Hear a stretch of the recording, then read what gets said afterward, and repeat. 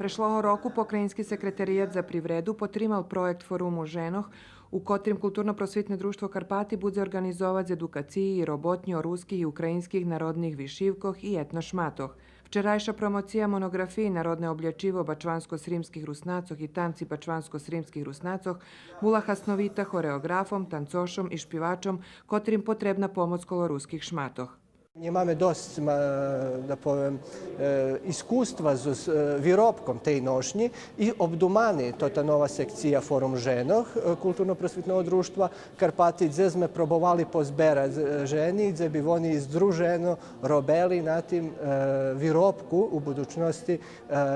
nošnji, która še bude hasnova z drugih sekcijoh i bude ukazovana tu. Та книжка, то за нас капиталне діло, а похаснуємо teraz на ходу побеседовати зо všetkými руководителями танечних групок, з руководителями шпівацьких групок, бо ще і там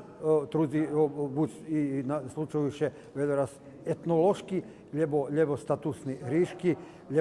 лебо у красоти, лебо у оригінальності і так далі. Zo Skocura prišli i ženi u narodnih šmatoh, takže prisutni mali na hodu vidzic jakiše šmati prez istoriju nušeli do cerkvi, na tanci, svadbi i na robotu.